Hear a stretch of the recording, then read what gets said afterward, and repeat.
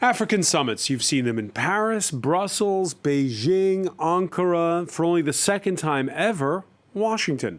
After 2014, the Biden administration hosting an Africa Leaders Summit with superpower rivalries heating up. There'll be no long lectures forecast on human rights and corruption. Instead, Washington bowing to the African Union's own blueprint on sustainable growth. Talking up pledges of aid. Is it the same script as former colonial powers, France and Britain? We'll be asking about trade, security, and also about soft power. In a globalized world, the West wants to rally support and counter disinformation. On that score, what's the responsibility of a U.S. tech sector whose outsized power can sometimes unwittingly fuel that disinformation? And if U.S. politicians can now find Africa on a map, it's also because of a spectacular surge in immigrants coming from the continent. How much clout do the dual citizens from countries like Nigeria and Ethiopia carry inside of the Beltway? How do they impact politics in their country of origin? Today in the France 24 debate, we're looking at Joe Biden's African charm offensive. We'll be joined from Washington by Niger's ambassador to the United States, Mamadou Kyari Liman Tingiri. With us, Nyagale Bakayokos, chair of the Africa Security Sector Network. Good to see you. Good evening. Political consultant Emmanuel Iga is with us as well. How are things? Very fine. Thank you. Thank you. And from London, he's the former UK ambassador to Ghana, Nicholas Westwood, director of the Royal African Society. Thanks for joining us. Good evening. The France 24 debate, where you can join the conversation you have on Facebook and Twitter, hashtag F24debate. 45 leaders out of 55 present in Washington. Quite a turnout for a US-Africa Leaders Summit, where there's plenty at stake, as Liza Kamenoff explains. $55 billion, a US pledge of commitment to Africa over the next 3 years that promises to tackle food security and climate change. 49 countries gathered in Washington for the US-Africa Leaders Summit, the first of its kind since 2014. First on the US agenda, economic aid in the form of student exchange programs and investment to African businesses. Good morning, everyone. We will be announcing additional investments to make it easier for students to participate in exchange programs between our countries, to increase trade opportunities for members of the African diaspora, and to support African entrepreneurs and small businesses. But it's not all about lifting the economy. China's driven investment in Africa, coupled with Russia's arms sales and increased mercenary deployment, means the two nations are expanding their footprint on the continent. This poses a threat to US interests, who is trying to assert its influence there. Regarding Russia and China, the PRC, we're witnessing the PRC expand its footprint on the continent on a daily basis. And as they do that, they're also expanding their economic influence. In turning to Russia, we see Russia continuing to peddle cheap weapons. Some of that was mentioned before by one of our senior leaders here.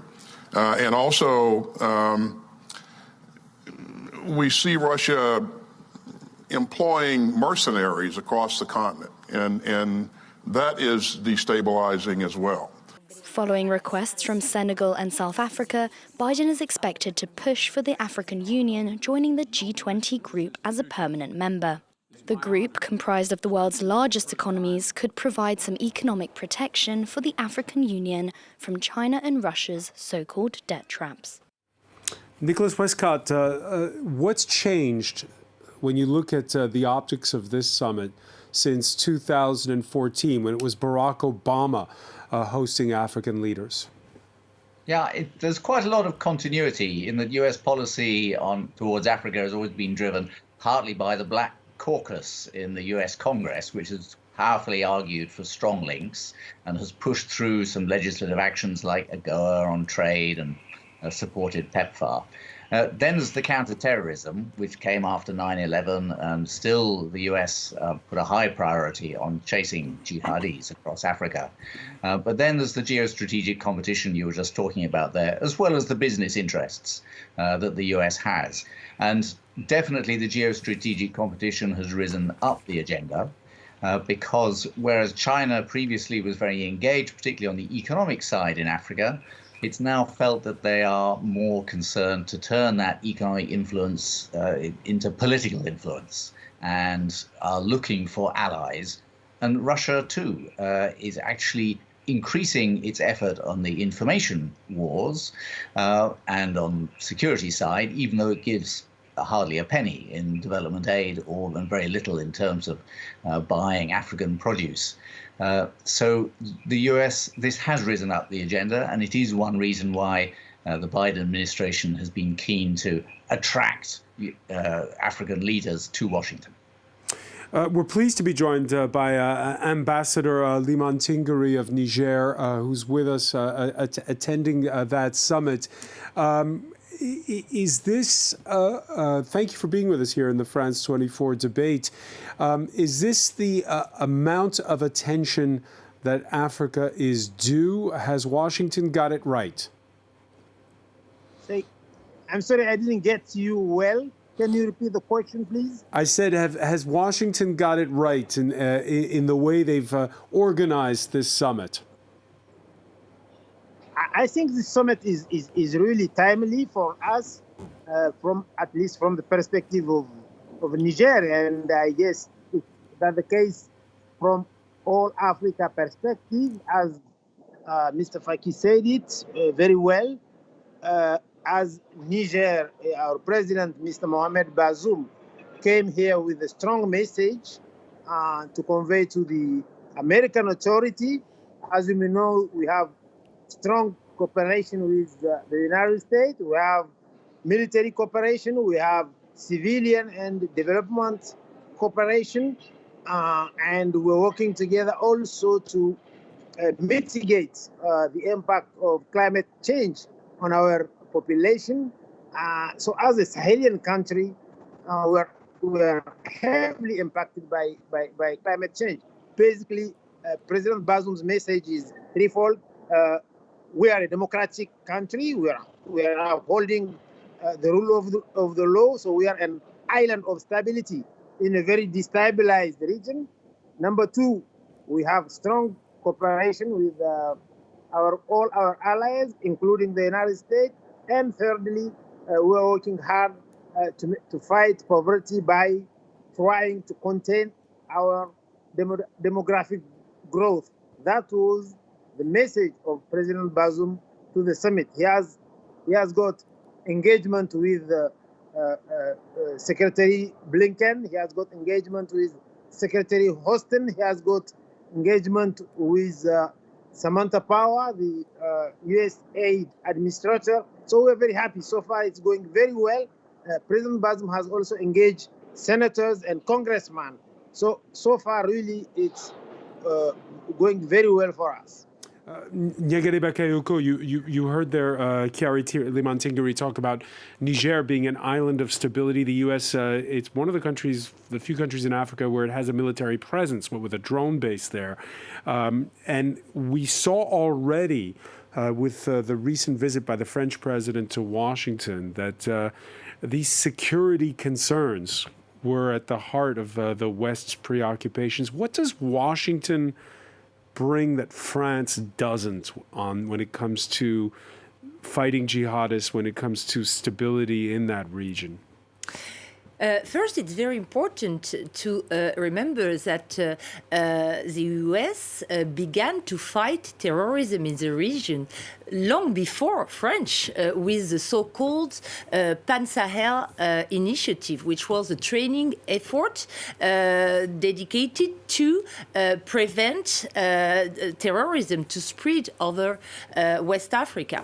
It is also important to remember the role of the African, which is the African Command, which was set up under the Bush administration and which headquarters is located in Germany, but whose presence is also materialized by a rather important number of military bases. It's not well known, but there are between 6,000 and 7,000 US military presently present on the African continent. The most important of them being based in Djibouti at Camp Lemonnier. And then you have the presence in the Horn of Africa, in Kenya, Somalia, Uganda as well. And also in Western Africa, you have camps in Dakar or in Ghana. So the strategy of the US is much more lower profile than the French one, and it is more based on intelligence and logistics, and not on a presence on the ground, at the difference of France itself. And we're seeing that the French are on the back foot. They've been kindly asked to leave Mali recently. The same could happen in Burkina Faso, where you've recently had a coup. How does the United States react to all of this? It's not their issue, or it is? It is their issue, but it's important to remember that Africa has always been seen as treated with benign neglect by all the different US administrations, including the democratic ones. Of course, there has been a kind of new approach with the Trump administration, who simply was saying that there were absolutely no strategic interest of the United States on the African soil. But we have also to remember that the traditional approach has been to base the US policy on the views of former colonial powers. And this is one of the reasons why the US have also been closely working with French Barkhane operations, in particular by bringing intelligence and also airport transport facilities. So I think we can see a kind of competition, of course, between France and the UN on the US on the economic field, but not really on the strategic and military one. Of course, when it comes to economics, it's not so much France that the US is looking at, but China as a trade rival. Washington insists, and you heard it in that report at the outset, that it's not all about China. Beijing says it better not be. The US should respect the will of African people and take concrete actions to help Africa's development rather than smearing and attacking other countries.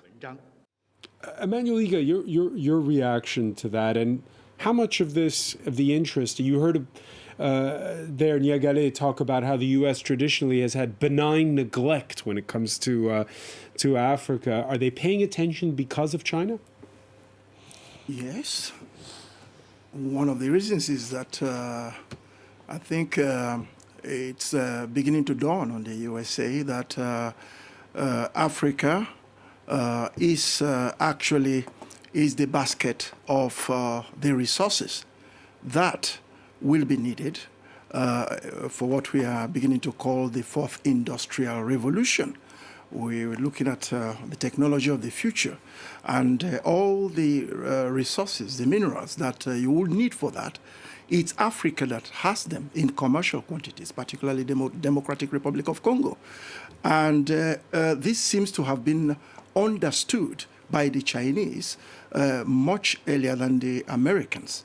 I think I looked at the map of Africa recently, and I saw that the Chinese are very well established in about 35 countries of the 54 or 55 countries of the African continent. They are very well established. And the USA is seeing this now. Our brother in London, Ambassador Westcott, yes, Nicholas Westcott, did mention how China is trying now to transit from just simple presence on the ground to try to garner political influence, which China needs geopolitically, global influence. And they are trying to use their African economic connections to build that political influence. So this is something that really doesn't please the Americans because, well, the Americans understand that where Africans are beginning to turn very, very, in a very focused way towards China and like telling us that it's not where we do business that matters. It's who is able to kind of bring Africa out of its very dire straits of at the moment. If you're like drowning, you really don't care who throws the rope to you to pull you ashore. And Africa is in a very terrible state now. And they don't have any problem dealing with China and even with Russia for that reason. So the USA sees the geopolitical risks involved for America's interests and the Western interests in this kind of attitude of the African countries. And I think they're trying to react to that. The U.S. making the argument that they have ties that bind, like you were saying, the Chinese, who have more than 1 million citizens on the continent. The number of African immigrants to the U.S. has tripled since the year 2000 from countries like Ethiopia, Nigeria, Ghana. Their children often pursue higher education and act each one as ambassadors both for their homelands and for the United States. The U.S. ambassador to the United Nations, Linda Thomas Greenfield, spoke to our own Kedevan Gorgistani. The diaspora community here in the United States is a huge, huge asset for us that provides opportunities to engage with African countries through people-to-people relationships that China doesn't have. So there's no competition there. And final question, will we get a presidential trip to Africa in the coming year? I've heard a rumor. It was reported. I think it would be absolutely fantastic. All right, so maybe a trip there, Nicholas Westcott, by Joe Biden to Africa, says his UN ambassador. Do you take her point that because of you have so many dual nationals now, that that gives the U.S. a kind of an advantage over China? Yes, very much so, and it's the same here in the UK. The person-to-person links between the diaspora community and those back home are very strong and are becoming a growing political influence. The US is quite complicated because both the Black Caucus and the whole political dialogue has been based very much on the African-American experience coming out of slavery, the Black Lives Matter movement. And it has been overwhelmingly sort of supportive of the Democratic Party. And the diaspora are in a slightly different place because they come seeking economic opportunity in the same way that other immigrant communities have done to the US. They are looking to achieve in the US what they could not back home because of the lack of economic opportunities. So they're very entrepreneurial. They're very active in the creative industries, in the tech industries. And that's where they have a real advantage over much of the rest of the world, this link into the cutting edge of fintech in Africa as well as in the US. So it's quite a different dynamic. And as it grows in influence, it'll be interesting to see whether black politics in the US diversifies.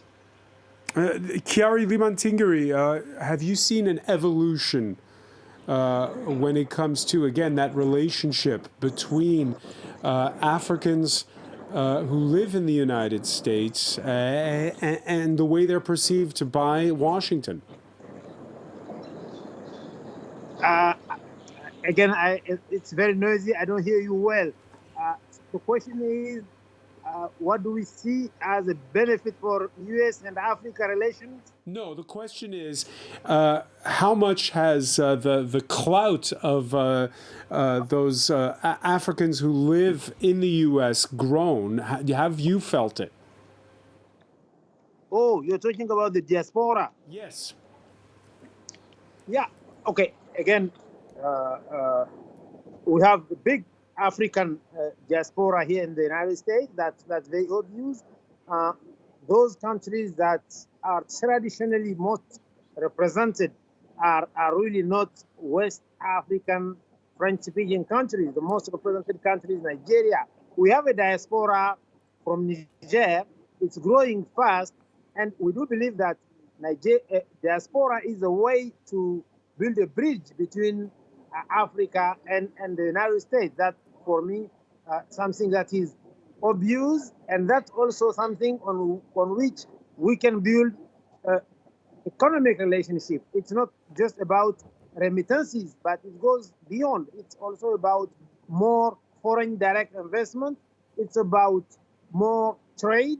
For instance, the AGOA, African Growth Opportunity Act, will be really enacted, will be really operated by those who are from Africa and who are here and have established their own business for the very reason that they know both sides of the game, so they can take most benefit of it. We have no hesitation about promoting involvement of the diaspora into our country. Is it different? Is it different than when you deal with France or deal with the UK? I'm not really an expert on diaspora, and I don't know how it goes with UK. I'm speaking from the position where I am, which is in United States. So I wouldn't go into comparing it with what is going on in the state, but in the UK. But from the state, it's very clear that diaspora is for us an asset. It's an asset for trade. It's an asset for foreign direct investment. We already have African and even people from Niger who are well placed in big companies that are exploring to do business in our country. Last month I was in Houston, and we have Nigerian working in American companies who wanted to go and to explore more opportunities in mining and oil producing in our country. So I see it clearly as a very positive trend, as a bridge that will help not only trade but also investment. So it clearly goes beyond remittances. It clearly goes well beyond remittances. I know Houston, where there's a big Nigerian community as well. Perhaps the best illustration of that diaspora, if you look at the current news cycle, is a gentleman by the name of Timothy Weah, scored the opening goal for the United States against Wales at the World Cup. He's a U.S. citizen. His father, a football legend, happens to be the current president of Liberia, George Weah. Nicholas Westcott, when you look at those images of George Weah, putting aside, there's a little bit of controversy, I know, back home where he is because of the fact that he's been abroad now for so many days in a row, since way before the start of the tournament. But it's a reminder that, the U.S. doesn't have former colonies in Africa, but Liberia is the closest thing that comes to that. And when you look at the picture today, how the U.S. interacts with the continent, how far removed is it from the days when it had a very cozy relationship with Liberia? Things have evolved quite a lot, and the US, to some extent, has suffered by implication with France and UK as being collectively the Western imperialists, as they are termed by some. And this has been reputationally quite tricky because it's been quite easy, and the Russians and Chinese have been active in stoking up hostility towards Western influence, pushing it back to the colonial days. And so African governments have been very sensitive of being seen as too close. Governments tend to be quite close to both France, UK, and the US, but the people are rather more skeptical, and the leaders have to take care of that. And therefore, there has been some distancing of African governments from the former colonial powers and the US. So the relationships are a lot less cozy than they were, but they still know there's tremendous advantage for them in staying close to these big Western economies. It's where the economic growth is going to come from, where the trade is, and where their people are migrating to. So it's a mixed picture. The links remain very close, but they are also politically sensitive. The United States, which it has played an active role recently in several points across the continent, mediating in Sudan, in Ethiopia, where a recent ceasefire has now enabled the International Red Cross to send much-needed relief to the rebel region of Tigray. Speaking of Ethiopia, the consequences can be grave when that benign neglect, it goes too far. In Nairobi, a lawsuit filed on Tuesday against Facebook's parent company, this on behalf of two Ethiopians, one whose father, an academic, was murdered after repeated lynching calls on the social media site, and the other, a Tigrayan researcher for Amnesty International, who's been the target of a torrent of online abuse. In January 6th, when there was the Capitol riot, the break the glass measures were undertaken to protect an American population. We're talking about conflicts in Ethiopia. My client was a victim of that. Why haven't the break the glass measures been employed in similar environments, or even tougher measures for people who are going through more dire situations? There's light touch regulation in the U.S. when it comes to social media. It could even get lighter the way things are going right now at Twitter. Nyagale Bakayoko, that's got consequences for Africa. Yes, and this is a question which is closely related to all these informational warfare, in fact, which is also at the heart of strategic competitions between foreign powers on the African continent.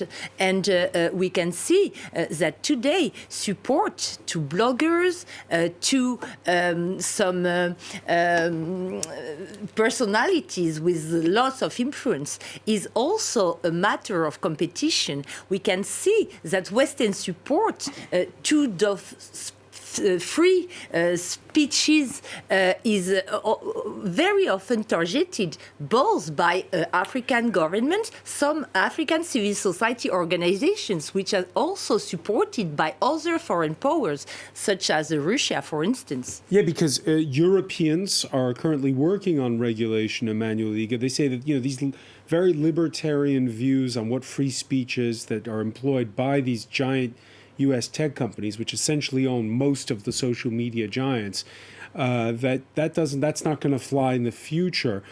When you look, for instance, that you have an election coming up in Nigeria in just a couple of months' time, has Africa gotten any better when it comes to fighting disinformation?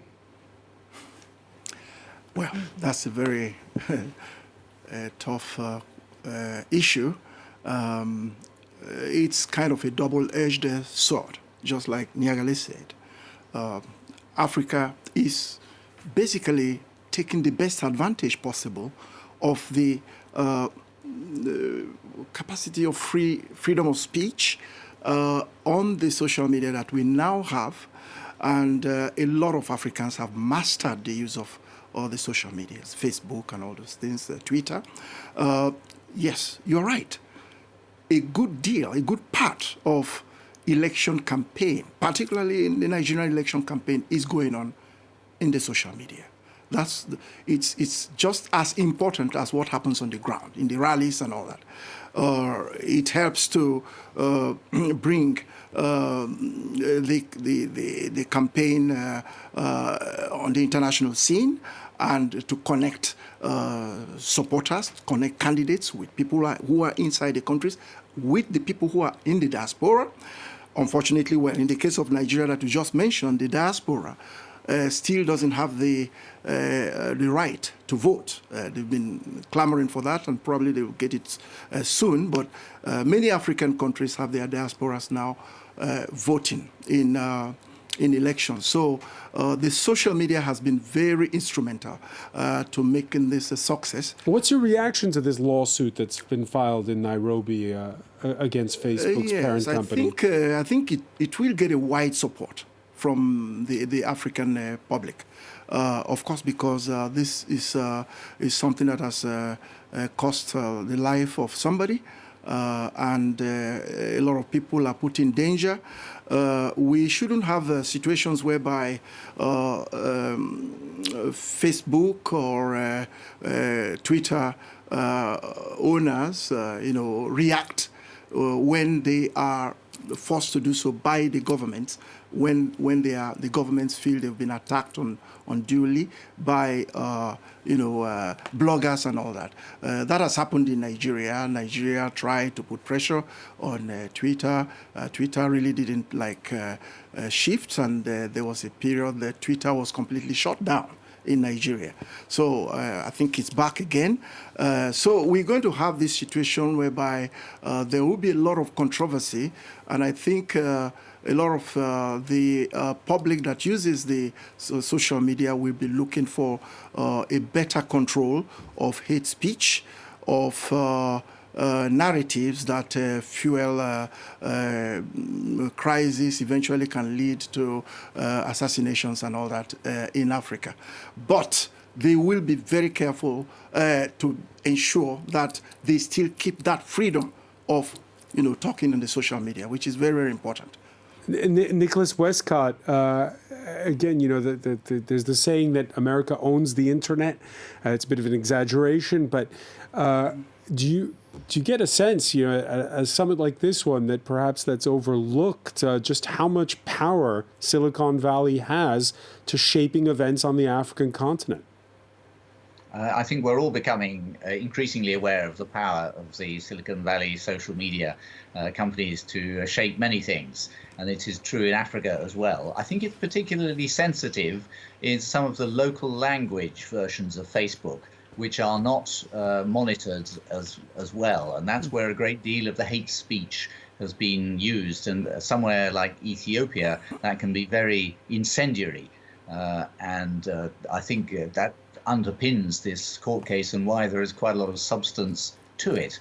There will need to be a lot more close monitoring and policing of what goes on, because we saw back in the genocide in Rwanda, that these things can very swiftly get out of control if they're allowed to.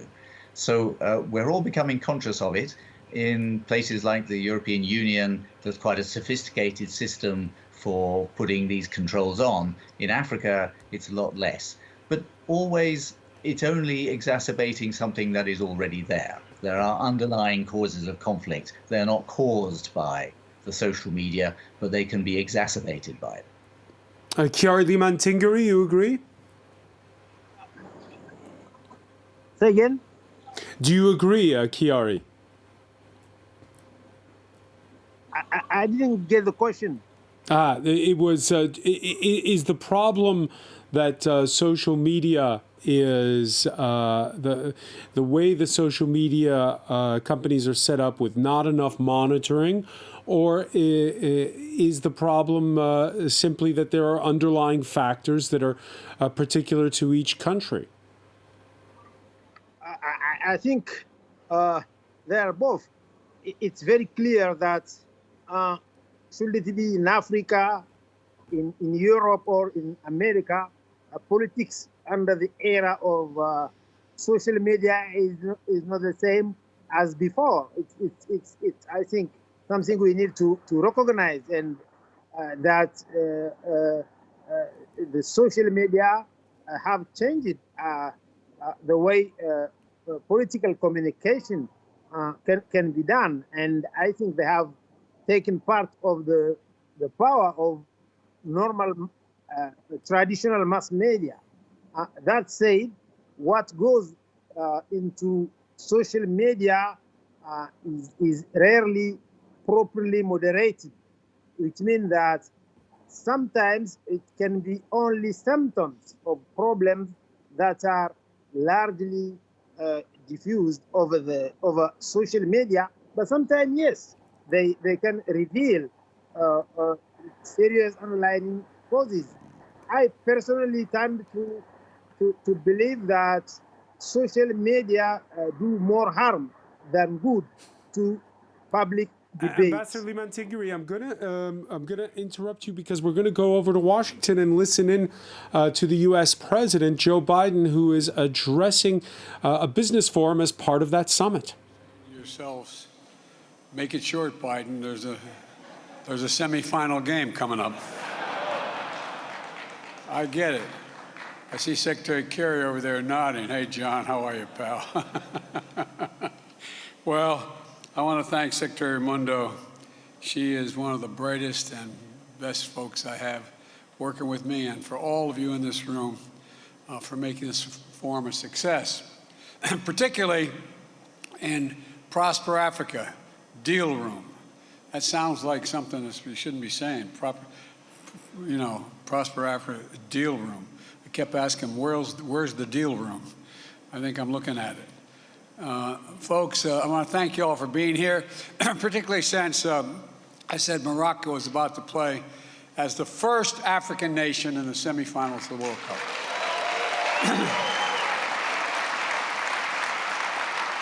Distinguished heads of state, leaders of regional and global institutions, and of course, representatives of more than 300 companies, African and American. Welcome to Washington. And I want to recognize our co-hosts, the U.S. Chamber of Commerce and the Corporate Council of Africa, two great champions for building and growing ties of business and trade and investment between Africa and the United States, as well as the members of my administration and the members of Congress who are here today. All the members of Congress, please stand up if you're here so I can identify who you are. There's the man. All right, I'm sure you're out there somewhere. Look, this forum is about building connections. It's about closing deals, and above all, it's about the future, our shared future. We've known for a long time that Africa's success and prosperity is essential to assuring a better future for all of us, not just for Africa. I've been engaged in these issues going back to my days as a young man in the United States Senate. When I was on the Foreign Relations Committee, I was chairman of the African Affairs Subcommittee and got to spend a lot of time in Africa. I visited almost all of your countries. When I was vice president serving with President Obama, we hosted the first U.S.-Africa Leaders Summit, including U.S.-Africa Business Forum. We saw so clearly the enormous potential that we could harness if we did it together. And holding the first of its kind summit in 2014 was a watershed moment to cement new kinds of partnerships between our nations. Partnerships not to create political obligation, or foster dependence, but to spur shared success. And I emphasize shared success and opportunity. Because when Africa succeeds, the United States succeeds. Quite frankly, the whole world succeeds as well. Now, 8 years later, the world has undergone a great many changes. We're still grappling with the deadly pandemic, facing down war and instability, addressing economic challenges with global impact, fighting rising food prices, tackling the impacts of climate change. And each of these crises has only heightened the vital role African nations and peoples play to address the global challenges that drive our global progress. We can't solve any of these challenges without African leadership at the table. And I'm not trying to be nice, that's a fact. African ideas and innovation helping to shape the solutions, and African population contributing to every step. So the only question when I took office was not if we'd host another U.S.-African Leadership Summit, but when. My administration's engagement with Africa and the priority we place on these relationships began on day one. We've been working steadily with regional diplomacy and investments to demonstrate our commitment. We harnessed decades of cooperation through PEPFAR and President's Malaria Initiative and other partnerships in global health security to help save lives and combat COVID-19. The United States delivered 231 million doses of vaccines to 49 countries across Africa, and work together with you to get the vaccines into the arms in hard-to-reach communities. Critically, we invested in Africa's capacity to manufacture its own vaccines, diagnostics, and therapeutics so Africa can meet its own needs and contribute to the global supply chain. And even as we work to end COVID-19, we continue building stronger health systems and institutions and accelerating efforts to achieve universal health coverage, to make sure we're better prepared to tackle the health challenges, including the next pandemic, and there surely will be one. We also advanced our commitment to strengthen food security, including expanding the Feed the Future program to partner with 8 additional African countries. And I'll be speaking more tomorrow about this effort to both address the immediate food crisis and strengthen the food system in Africa for the long term. We're taking on climate crisis, prioritizing not just energy transition in America, but in nations of all of Africa, and meeting the urgent needs to countries to adapt to the climate impacts that are already here. Just last month, I traveled to COP27 in Egypt, where I announced $150 million in an effort to support adaptation efforts in Africa, a down payment of my commitment to provide $3 billion annually to global adaptation efforts for 2024. And in a year that has seen elections across Africa, we've worked together with the African Union to strengthen democracy and the core values that unite our people, all our people, especially young people: freedom, opportunity, transparency, good governance. Now, you might be thinking, this is a forum dedicated to deepening business ties and advancing two-way trade investments between Africa and the United States. Why is Biden talking so much about all these other areas? Well, it's because Africa's economic transition depends on good government, healthy populations, and reliable and affordable energy. These things business seeks out when they're looking to invest. They attract new opportunities, and they launch new partnerships. And the United States is committed to supporting every aspect of Africa's inclusive growth and creating the best possible environment for sustained commercial engagement between Africa companies and American companies. The United States is all in on Africa's future. And the work we've done over the past 2 years, building on decades of vital investments made under previous American live remarks presidents. by the U.S. President Joe Biden there, addressing those African leaders. Just very briefly, Nyegede Bakayoko, the U.S. President, we said at the outset, there's not going to be a lecture on democracy during this summit, but still, he says, if you want to have robust trade, you do need good governance, you do need democracy. Your reaction to those words? But in fact, that's exactly what is put forward in the new US-American strategy toward Africa, which has been adopted in last August 2022, and in fact, which is continuing to try shaping the world, and in particular Africa, according to the values and interests of the United States. And that's where we can see how important is the normative aspect, not only the economic one, not only the hard power one, but the normative aspects of the US approach, which is putting the stretch of free speech, etc., but for instance, on LGBTQ, etc. And that is where it can become very difficult for the US to impose themselves in front of some other powers which are saying, no, we need conservatism, we don't need democracy, and development will not come from those Western view and approach to Africa. All right, so the battle far from won. We'll have to leave it there for now. I want to thank you, Nyegede Bakayoko. I want to thank as well Emmanuel Iga, Ambassador Liman Tingiri in Washington, Nicholas Westcott in London. Thank you for being with us here in the France 24 debate. Ouais, c'est pas gagné.